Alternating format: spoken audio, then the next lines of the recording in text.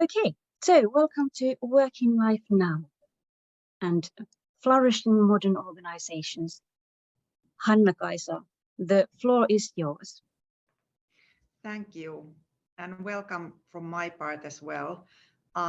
If there are difficulties along the way, like you don't see my slides or you don't hear me, please shout out something. I will first try to share the screen.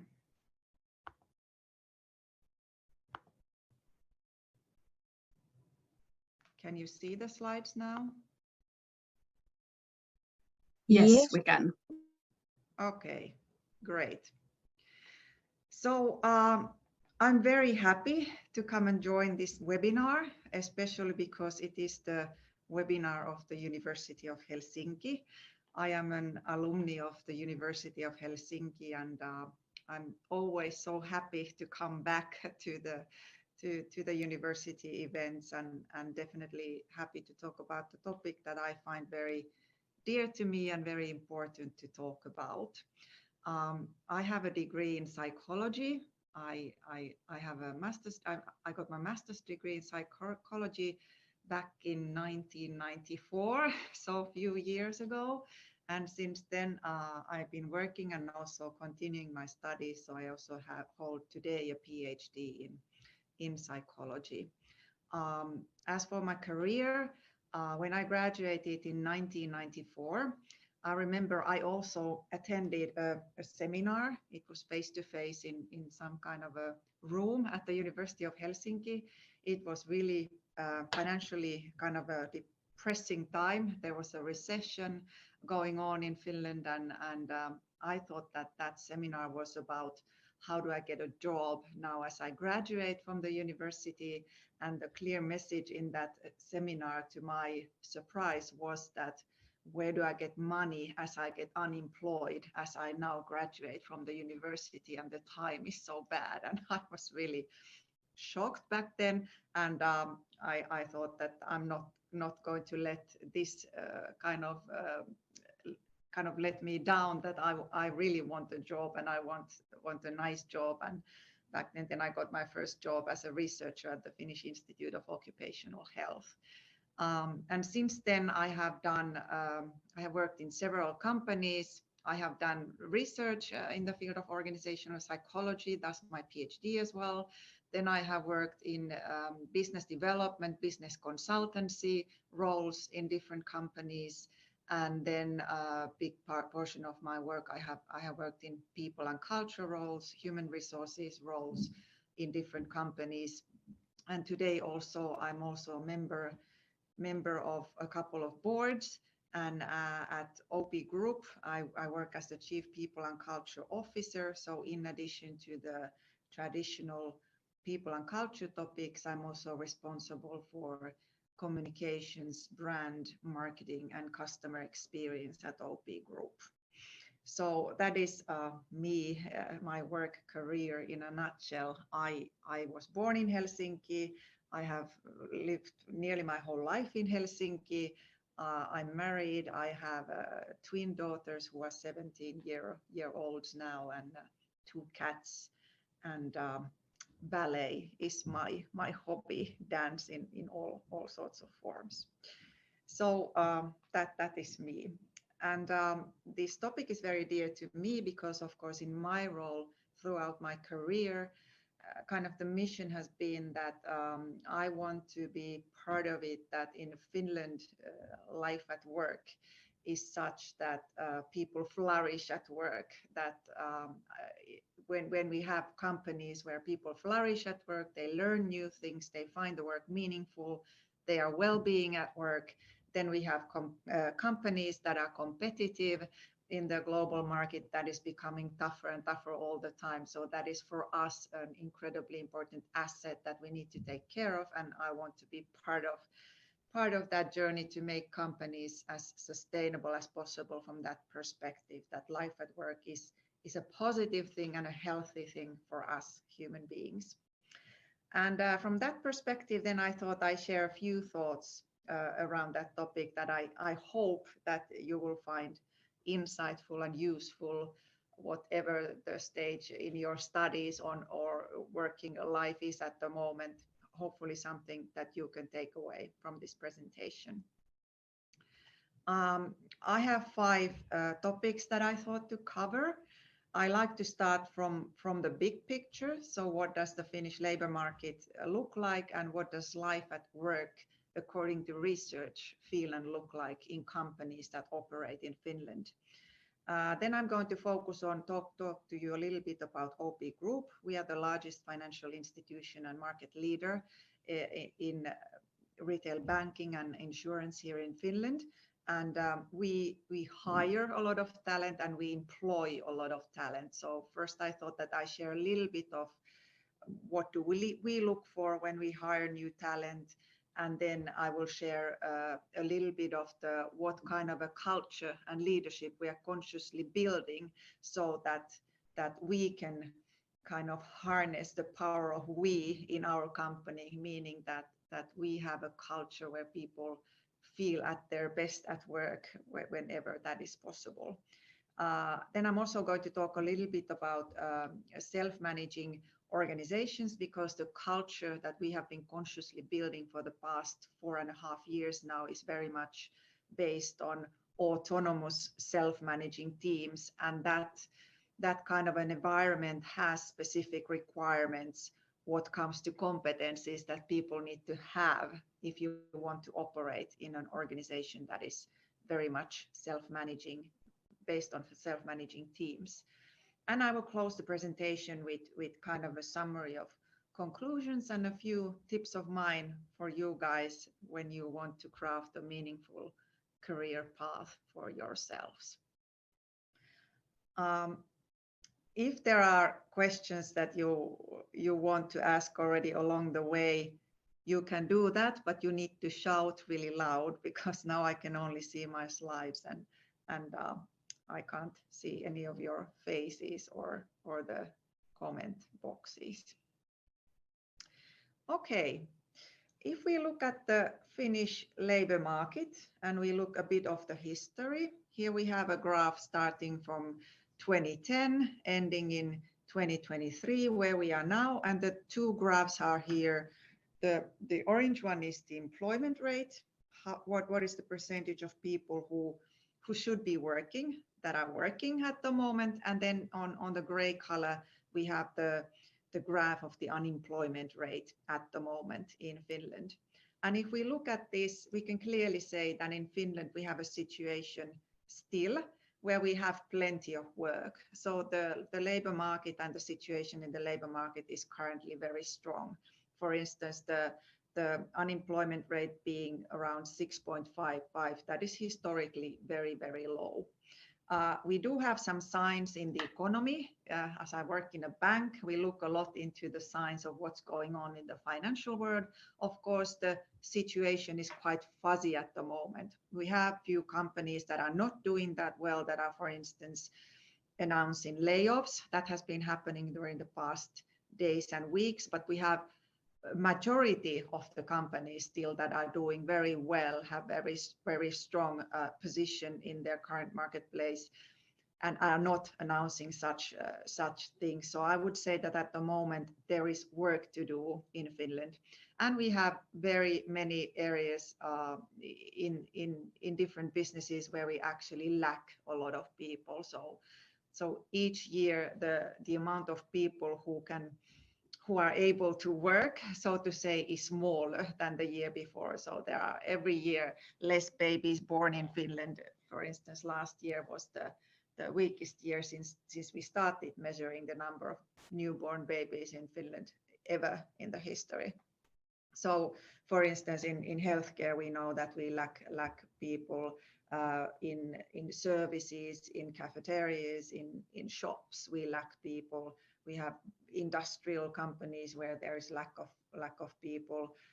We experience that there are a lot of expertise areas where we cannot find people anymore within this country. We need to look beyond the boundaries of Finland, even though we are a company that mainly operates in Finland. So we really are in a good situation from that point of view, that there is plenty of work plenty of interesting work to do.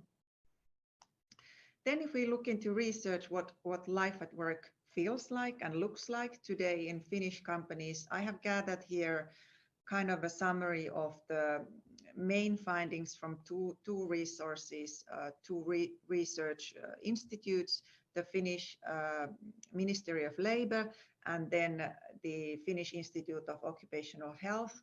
These are the two organizations that do research on the Finnish kind of work life in the long run. And these are some of the findings from their last reports that where is work life going. So in general, as an average in Finnish companies.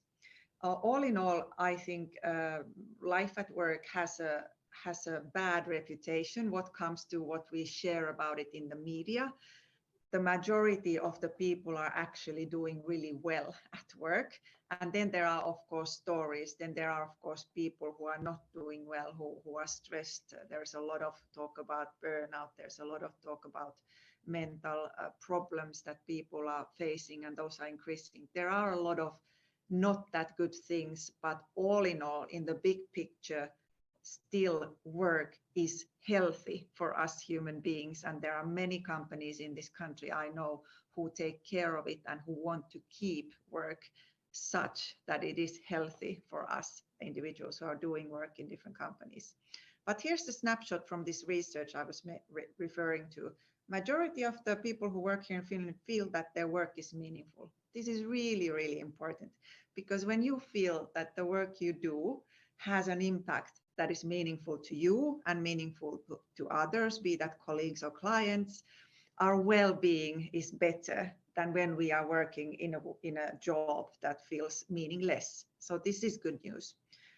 Since the corona years, remote and hybrid work has become the ordinary. That is nowadays the business as usual. It used to be remote work used to be typical only in kind of expert jobs, but now in many customer service, in many other types of jobs, hybrid work has become the norm thanks to corona. Of course, there are jobs where remote work is not possible, that for instance, if you're a surgeon, you need to do a surgery. At the moment, you still can't do it remotely via technology, for instance. As an average, people feel this kind of full job engagement once a week, and this type of job engagement means that you are kind of in a flow situation, that you forget the time and the place, and you're so into your job, it's so enjoyable that you're really enjoying it. And that happens once a week as an average. That has been like that for around that for a few years already, although the Finnish Institute of Occupational Health that studies this a lot is seeing a decreasing trend in this a little bit. There are symptoms of burnout slightly increasing if we look at the whole population, and this is shown especially in our cognitive skills. So the intelligent functions of people, they are taking a toll at the moment of these symptoms that are increasing, but not on an alarming level. We have great resources at work at the Finnish workplaces. There is strong support from manager. People trust in their companies and in their managers, and this feeling of organizational justice is kind of a norm in the majority of the companies. These resources have been there for a while, already for years in the Finnish workplaces, and they are on a solid level. They have not increased and they have not decreased.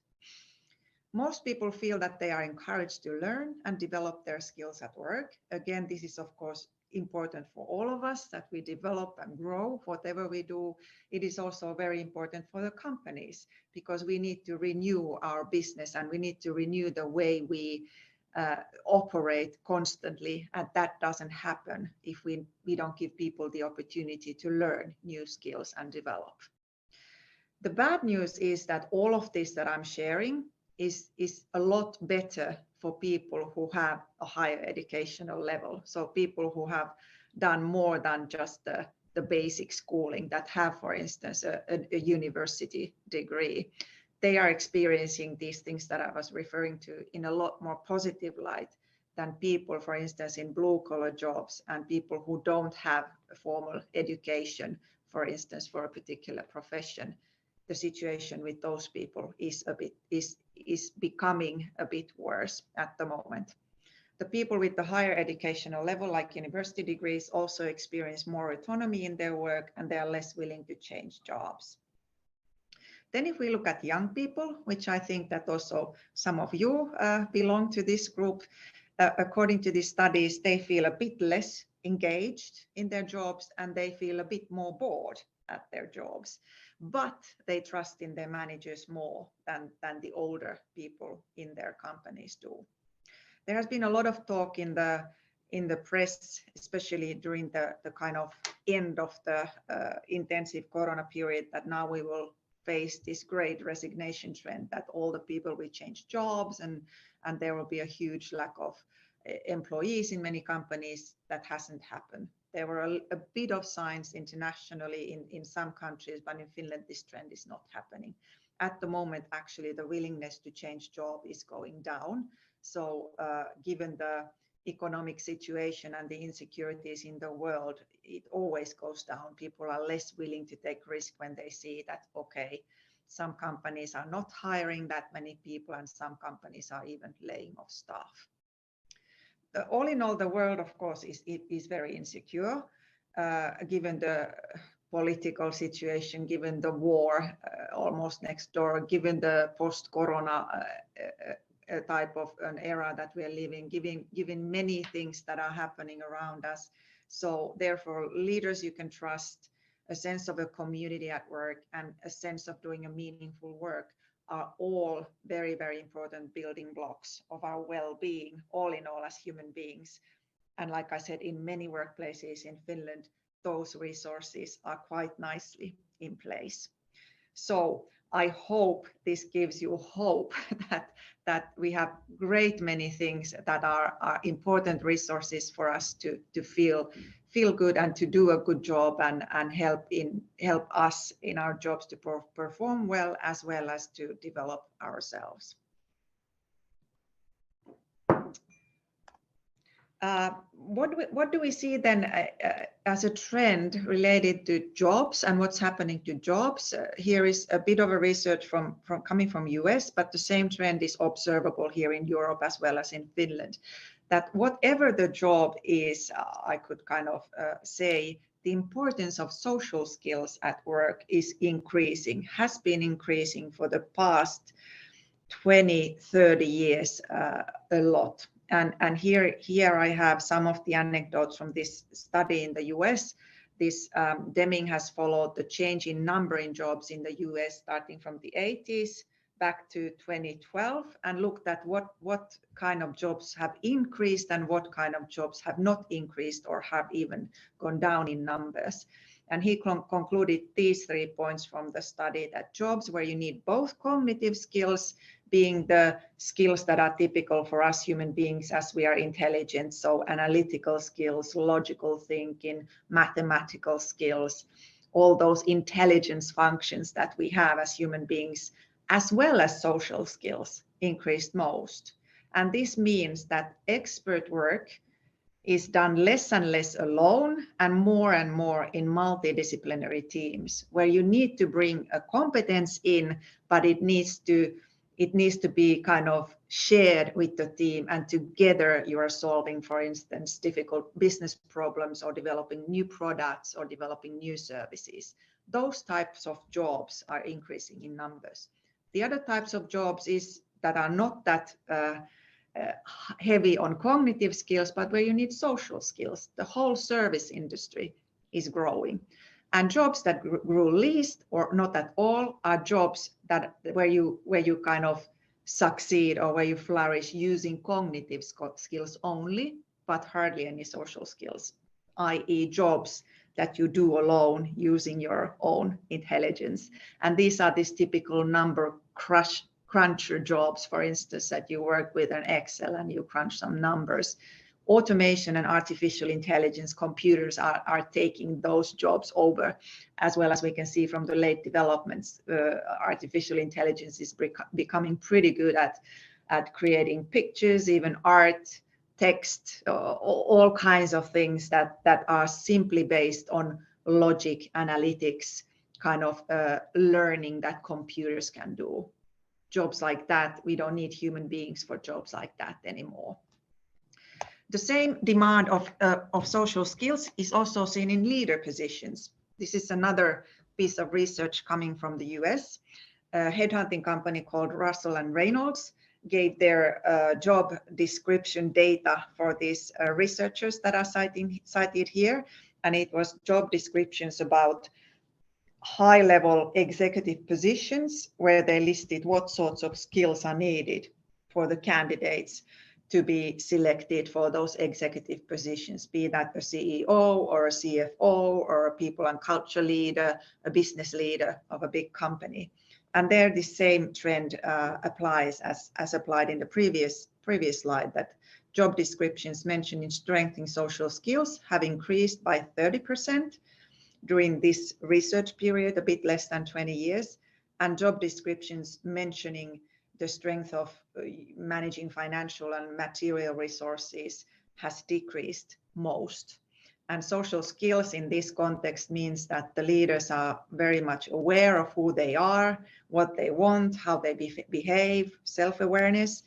They are good at listening to others. They are good at communicating to others, to various people, various stakeholders in various channels today. It's very easy for them to work with diverse groups of people, and they are very, very strong on empathy. They call it theory of mind in this particular research. So they have the ability to step into the shoes of other people and understand why different people think and feel in different ways in different situations. And this trend focusing and emphasizing the importance of social skills of CEOs and CFOs and all those executives is especially strong in large, complex, knowledge-intensive companies. So what is the takeaway from here? Develop your social skills. Then if we look into OP, and if I share a little bit of what our world looks like, I'm sure that many of you know OP Group here in Finland. We are the largest financial institute here in Finland. We employ at the moment 13,000 employees. We are the third largest employer in the country. We are the largest employer in the financial sector. And we also always take part in these studies where students as well as professionals rank companies in terms of what are the most attractive employers they would like to work with. And we are the most attractive employer in the financial sector in Finland in many areas. What comes to the how do we look like in terms of different distributions, majority of our employees are women, minority men. We have a goal that in our leadership positions, executive positions, we would always have as a minimum of 40% of representatives of each gender. And at the moment, our percentage average for women is 31, so we are not there in 40, but in 10 years this has grown from 20 to 31. So I'm pretty happy with the progress that we are making. Average age of our employees is 22 years. People typically work with us for about 10 years, and there are also a lot of people who have worked for more than 10 years within the company, so 40%. We operate in Finland and in Estonia, Latvia, Lithuania.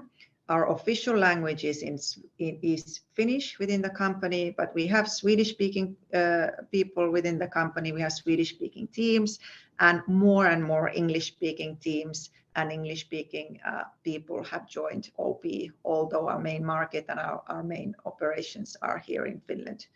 But if we take all our partners, all in all around roughly, if we take the closest partners to us, it's like 17,000 people who work in some sort of a partnership, different companies with us. In that set of people, we have then already 38 nationalities, 26 mother tongues, in addition to Finnish and Swedish. So we are a very Finnish company, but if you look through these lenses, we are becoming more and more international all the time. We have 108 cooperative or member banks, 5,000 people working in those banks. You can see it from the map where those banks are located. Then we have real estate agents, OP Koti, we call them, around 800. And then we have our central cooperative where we have our insurance business and our corporate banking business, as well as many expert centers of expertise and sort of competence centers, as we call it. So strategy, finance, people and culture, communications, marketing, brand, risk management, internal inspection, what more? Typical kind of support functions. So 7,000 people in those types of jobs. And we employ a lot of people. Last year, we got 35,000 job applications, roughly 6,000 from internal candidates applying for jobs and 28,000 from external candidates. Every year we hire in our kind of young professional program trainees. This year we took a lot more than before, so 92 trainees have just started. They work with us for 6 months, and many of them stay with us after the trainee period. And we also, as a group, employ roughly 500 summer trainees each year.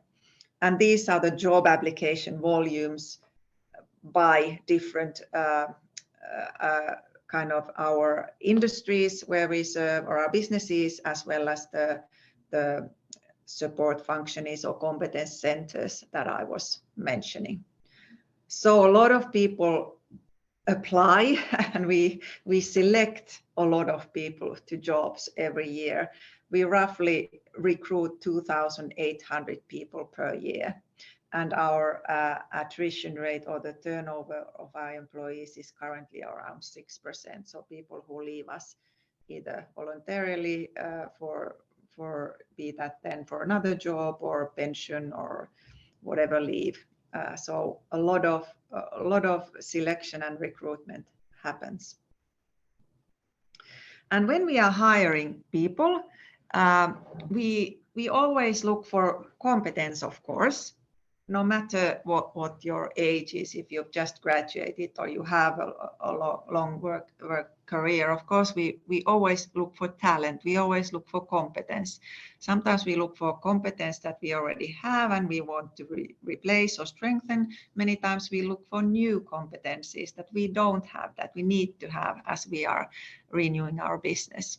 Experience is, of course, always a plus. So if you have done already work in that area or in the financial sector, that is always a plus. And then we also carefully look into team and cultural fit.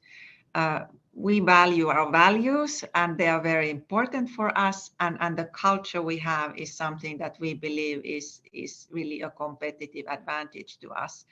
And we want people who want to work in a culture like that. And then, of course, in every team, we look into, so what is the competence that we are missing in this team? But we also look into what type of a person would fit into this team? What would we need more of in terms of ways of working or kind of attitudinal attributes? And then more and more, as our clients become more and more diverse, we have 2 million owner customers and 3.6 million customers in general. So it is a diverse population that we serve with our products and services. And of course, we want to reflect that population as a company, because in order to develop services for such a diverse group, we need to have at least a snapshot of that diversity within our company. So diversity from that perspective is a really important source of innovation and something that we value a lot. Then I asked from our hiring managers who do this a lot, hiring, that I was telling them that I'm coming to this webinar, and I asked them that what should I tell them, that what could be the tips that you would like to advise to people. And they shared me this list, and I share some of that. So if you're looking for a job, or if you have just started in a new job, these are important things for you to succeed, and for us as a company, make sure that we help you flourish. So they shared that you need to be very open, you need to share what your expectations are, what possibly your fears and worries are related to the work. It is very important for us to know that what inspires every person at work. Because if we have a person that is inspired in his job, the performance is really high. And if we have a mishit, we have a person that is in a job that does not inspire him or her, the performance is not brilliant. So it's a lose-lose situation. So it's very important to share not only what you know and what you're good at, but also what inspires you at work, what is important to you. Attitude is important, desire to constantly learn, of course, work ethics. And then they listed some of the important skills and attitudes that today are really important. So like resilience, ability to manage yourself, a customer service mindset, ability to give and receive feedback, being proactive, honesty, trustworthiness, social skills in the whole array of them that I already referred to. Then they also wanted me to remind you that it's very important, especially in the beginning of your career, that you're realistic with your expectations and that you don't rush what comes to salary or career progression. And this is something that I have noticed when I talk to young people in general, that there is today in the society this sort of a push or a kind of a sense of rush that we need to do things very early in life, that there is a rush to finish your studies, that there is a rush to find a spouse or significant other, that there's a rush to get a family and kids, and there's a rush to get this brilliant international career and a very demanding job. And then on top of all, you need to do a triathlon or something, run an ultra marathon. And there's a rush in everything. But this is what burns people out. So if you're young, you get to work for so many years and you get to learn so many things that it's very important to kind of hold your horses and enjoy the moment and take the learnings at ease. And one important point from these managers was that it's a lot easier to finish your studies before you enter the work life. So take the degree before you go to work. And last but not least, maintain a healthy work and life balance, because we are all of us at our best when this is in balance, that we feel energetic and happy and feeling that in our life we have time to spend in all the different aspects that matter to us and are important to us. Good tips.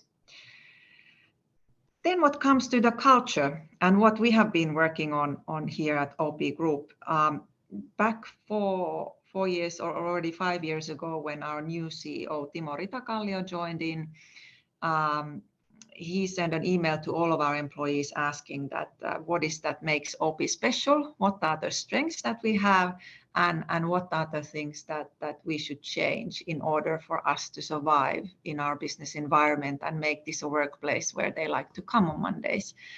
And he got a lot of feedback, and on the development side, a lot of the feedback related to our culture, that we are bureaucratic, that we are slow, we are hierarchical, people are not heard, people don't have a voice, they don't know how to have an impact. They felt that their job is possibly not that meaningful.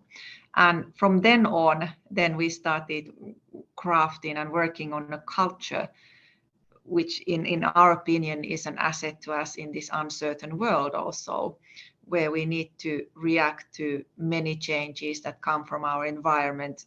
Every year it feels quicker than the year before. So for 4.5 years already, we have been developing this agile culture at OP that is very much based on or kind of relies on self-managing team autonomy, unleashing the power of we at the workplace. Here's a snapshot of the change that causes insecurity in our environment, and many of these apply also in other companies and other industries. I already mentioned the geopolitical insecurity that we have currently in the work, the economical fuzziness and insecurity. In Finland, we are aging as a population, babies are not born, and we live more and more in cities instead of the countryside.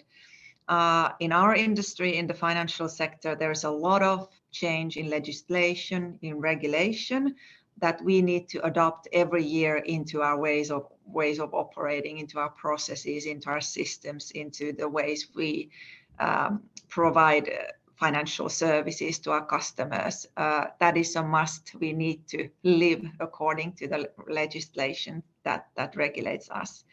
There are a lot of course, changes in technology that are enablers of making our operations more efficient, making our services better and more efficient, and a lot of technology development that helps us to succeed in our business better. Then there is a lot of behavior and cultural change in the society. What was okay in the workplace, like when I started my career zillion years ago, is not okay today. So a lot of the behavioral norms and ways of working and the expectations towards, for instance, what is leadership at work has changed immensely and is changing all the time. And then, of course, the whole sustainability wave that is hitting us, that we are all more aware of the environmental issues, and we all want to promote sustainability in our own ways, and people also choose companies they do business with this criteria in mind a lot more than before. So all of this constantly kind of makes us to rethink and renew how we do our business. Otherwise, we are out of business in a couple of years. And for that, like I said earlier, we realized 4.5 years ago that we really need to unleash this power of we. So empower our people to put their collective wisdom together in solving these difficult problems that we face that come from the external world, and we need to figure out to be able to change our business. So we want to unleash our people to solve those problems. And in my opinion, as a psychologist, this is a really wise thinking, because as human beings, since the times we lived in caves, we are actually designed to survive and make a difference together, not alone. We are at our best when we are working in groups, in communities where it's good to be, where it's good to work, where we feel that we are a meaningful member of those communities. And this is the type of culture that we consciously started crafting 4.5 years ago, and it's a learning journey that is still going on. It's ongoing every year. But in summary, why we embarked on this cultural change journey, we want to improve our employee experience so that people are, like I said, inspired, their well-being, and they find their jobs meaningful. We want to improve our customer experience. We want to be the #1 choice in the financial sector here in Finland. And of course, to stay competitive, we want to improve our efficiency, how we operate. I'm not going to explain huge amounts of what this culture looks like, but two things. We have 4 principles that are the core of our culture, and these should be in everybody's life from Monday to Friday, kind of as guiding principles of how we work. And then we have 4 leadership principles that I'm going to walk you through next. But these principles of our agile ways of working starts with the customer. Customers own us. We are a customer-owned company. So whatever we do, we always need to think, what value does this bring to our customers? So customers are always at the heart of our operations. And this applies to support functions as well, like my people and culture team. When we are developing our people and culture processes, instead of thinking, how would we like to do these things? We always think, how could we make the lives of the people, employees or leaders who work at OP easier, more inspiring, more motivating? And then we think, okay, what do we need to change in order to achieve that? So we think outside in versus inside out. As our environment is changing all the time, we need to react quickly. We need to adjust our direction if necessary. We need to have this culture of continuous learning. This is shown in action in such a way that we have a 70-20-10 principle. So roughly 70% of your time, you're doing your ordinary jobs in different teams. 20% of times within those teams, you're thinking, how could we do our jobs better as a team? 10% of time, roughly, you are either developing your individual competencies, or as a team, you are trying out new things and learning from those experiences, so innovating. And of course, this is not exactly 70-20-10, it's a philosophy, but the point in that is that in everybody's job, your job is also to develop that job and learn new skills. The third principle is that accountability lies with self-managing cross-functional teams. So a lot of the managerial leadership tasks, or many of them, the teams are taking more and more over those. And cross-functional is for such reason that we believe that as we bring the needed competencies and talents together in a tight team, and they can solve nearly all the problems within that team, then we become a lot quicker in reacting to different kinds of situations. So for instance, a digital marketing team in our insurance business has all the competencies it needs to hit the goals of whatever goals insurance business has for marketing this year. So they have the technology skills, they have the designer skills, they have the customer consumer understanding, they have people who understand our products, our services, our processes, they have someone who can calculate how many euros we need to do what, and is that investment worthwhile, etc. So that team can self-manage a whole, and they can hit a target that was set to them, and they figure out the ways how they hit the target. And then the fourth principle, really important, that we have total transparency in our operations. So what are our goals? How are we doing in terms of those goals? Are we making progress? Are there some hurdles that have come up?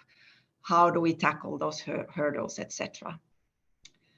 And then what comes to leadership, we also have four principles. And sometimes people think that does self-managing and autonomy mean that there is no leadership? And I always say that no, actually it means that there is a lot more leadership that needs to be in place.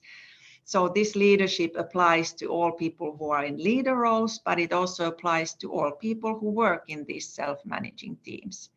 We need to know the way. So as a leader, we need to show the way, setting clear, inspiring goals, prioritizing a lot, and committing to shared decisions and practices. In this self-organizing world, a lot of alignment needs to happen, a lot of sharing and a lot of agreeing happens, so that we make sure that we go to the same direction after all. I'll enable success. The job of every leader is to make sure that their teams are able to perform at their best. That starts with the attitude that I fundamentally trust in our people, in their capabilities, and I give them the responsibility to do their job.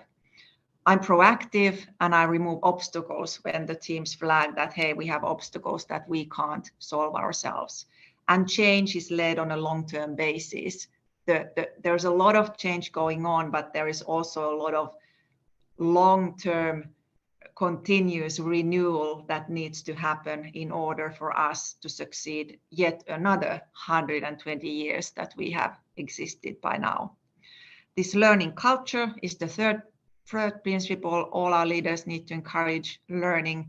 Giving and receiving feedback is important. Communicating openly, creating this culture of trial and learning from the trials, and this kind of thirst for information, data is very important. Searching and sharing information actively. And then the fourth, ensuring that we get there where we are supposed to get. So ensuring the results, and their cooperation comes first, because none of us get the results on our own. So together we create the value to our customers, inspiring others to create value for our customers, and following up on results. Like I said, the transparency here is really important, and reacting early on to problems.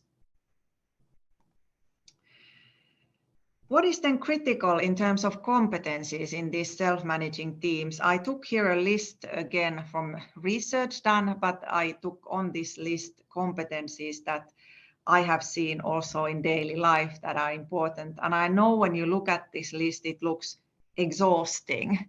And there's no way that one person can tick in the box and say, I'm good at all of this.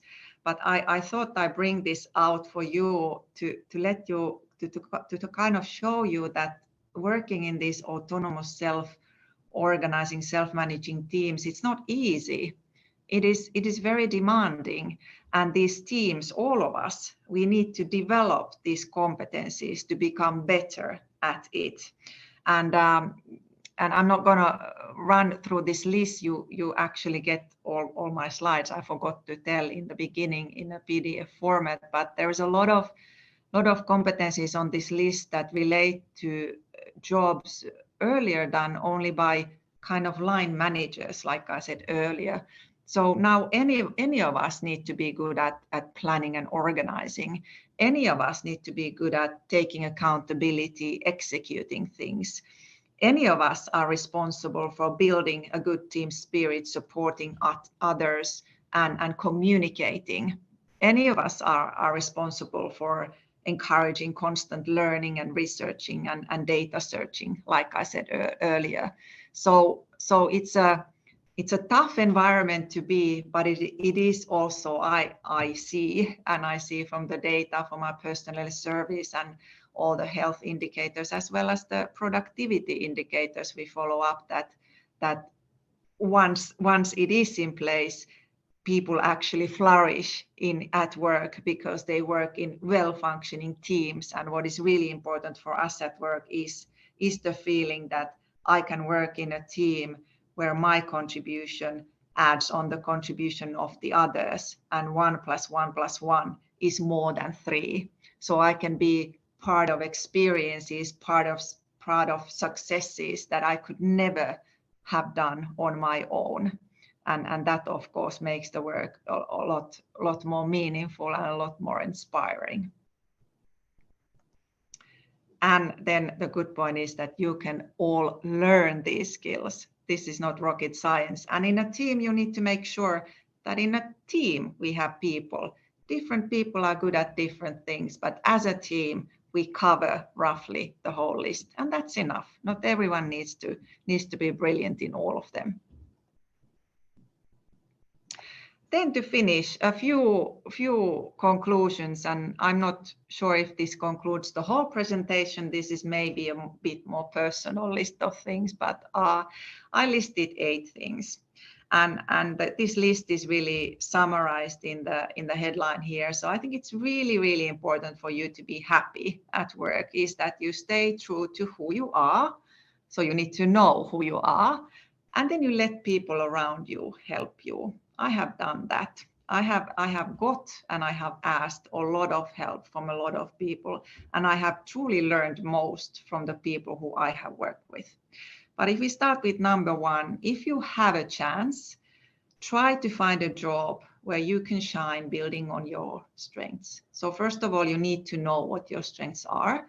I know there is this talk around there in many blogs, etc., that we should be out of our comfort zone and that makes us great. But actually, we are happiest when we are in jobs where we can shine on our strengths. We always need to learn new things. We also need to do things that are not that nice. But if the foundation of the job is that I can excel on my strengths, we're happy. Second point is really important. Keep a learner mindset always. An ex-supervisor of mine and an ex-partner of mine in a company that we founded together, she is a lady who I admire a lot, and she was already 60-something, and I think she has done a brilliant career, and I've learned so much from her. And her attitude was this one, that each day is an opportunity to learn.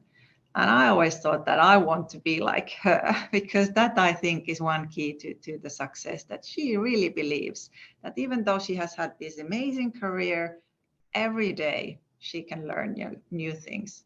So value all the feedback you get and get a mentor if possible, someone with whom you can every now and then reflect a little bit where you are, where you want to go, how you're doing, kind of a person who's not right there in the everyday work, but a bit more distant from that. I've always had mentors.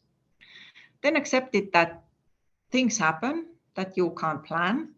People often ask, what was my career plan? I've never had a career plan. Lots of the jobs I got, there was a bit of a chance in that equation. And also mishits happen. You end up in a job that is not for you. And then if you can, leave that job, change job, or change parts of that job so that it becomes more fit for you. Fourth, remember that people you work with, they shape you. So good leaders are born working side by side with good leaders. Bad leaders are born working side by side with bad leaders. So only if you can, choose your boss carefully and choose the teams where you work. If you work with people and you feel that I don't want to be like them, quit the job if you can. I already said, develop your social skills, and then we all need to learn constantly. The key to learning is staying curious, being curious, talking to a lot of strangers. We have this emphasis of wanting to talk to people like us because it's easier, they understand us, there is less conflict, but you learn more when you talk to people who are different from you.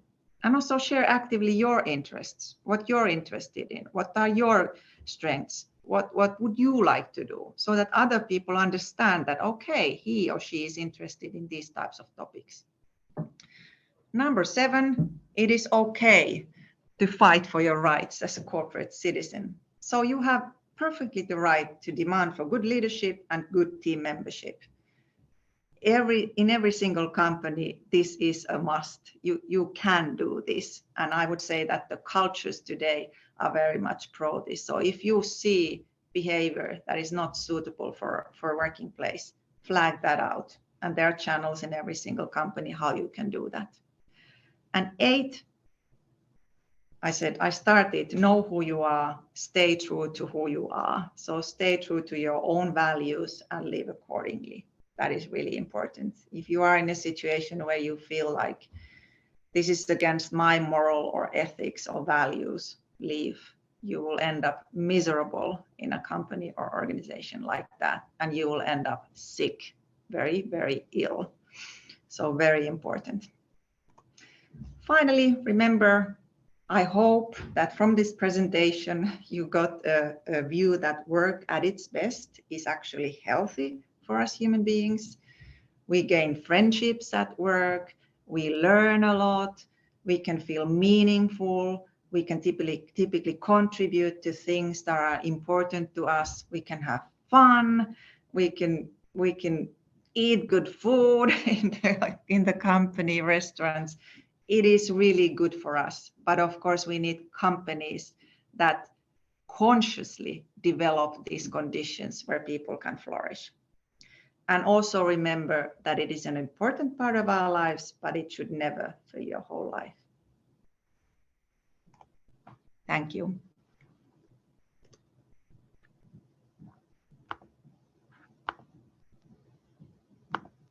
Thank you very much, Hannakaisa. You have given us so many good takeaways in your presentation, and thank you also for shedding some light in the trends in the Finnish labor market and the unemployment numbers.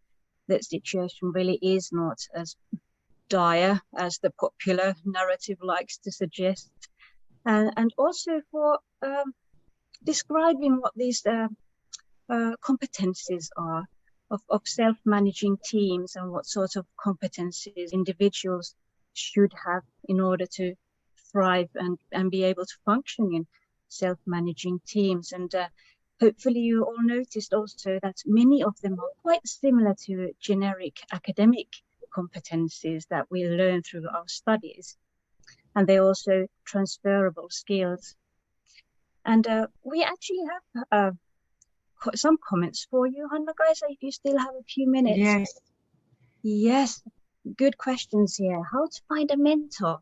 who is suitable to be a mentor? Do you have any quick tips on that? There are these mentoring programs that you can Google in Finland. For instance, Keskuskauppakamari has one. And then if I think of my own mentors, I have found them in companies where I have worked. And then I have just kind of worked with somebody who's been really important to me. And then I have left that company and then I have asked, could you be my mentor? So through your own social networks. But like I said, there are these, if you Google mentors in Finland, I'm sure that you'll find some of these networks. Yep.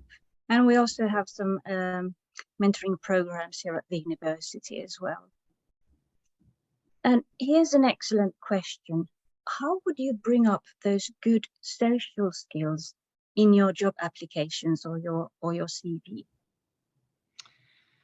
Well, first of all, you need to mention them. You need to write them down what they are, and perhaps you can share what other people have said or an example where you excel on those skills, something in concrete terms, but already listing them, and perhaps this is what I've heard from others, that these are my strengths. The important thing is to mention them. Yep, that's true.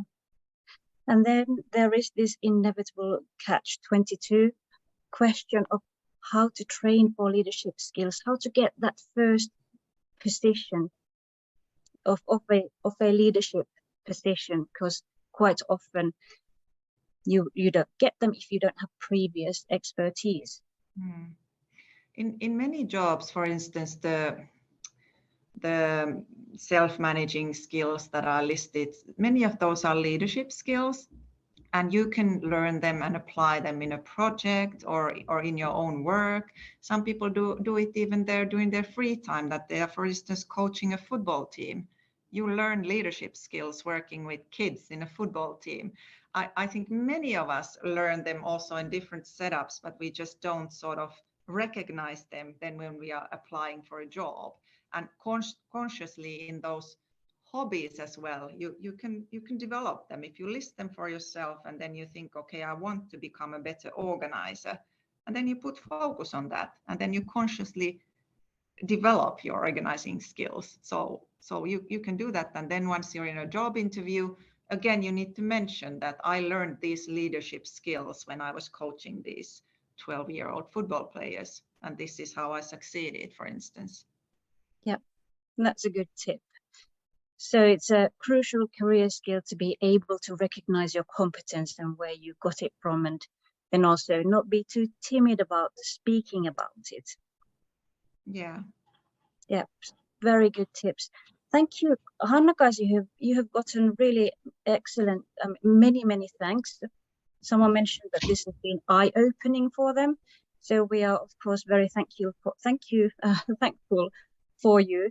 And thank you also very much for letting us share your slides with the participants. We will be sending to you by email. Okay. And yes, thank you very much. And we still have some own career events this spring coming up. We've got, for example, Wednesday coffees where you can come and meet as career coaches and guidance counselors. We've got 2 drop-in job search guidance sessions coming up. And we've even got 1 workshop, which is in Finnish, taitavaksi työnhaussa. But I would like to wrap up this webinar and this webinar series also.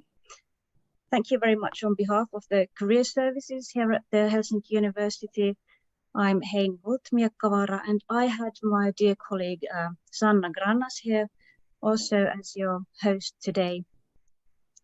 And thank you and welcome again. Please do come again, as they say, and please do give us feedback, and have a very, very lovely spring and eventually a lovely summer. And we hope to see you again in all of our events. Thank you very much.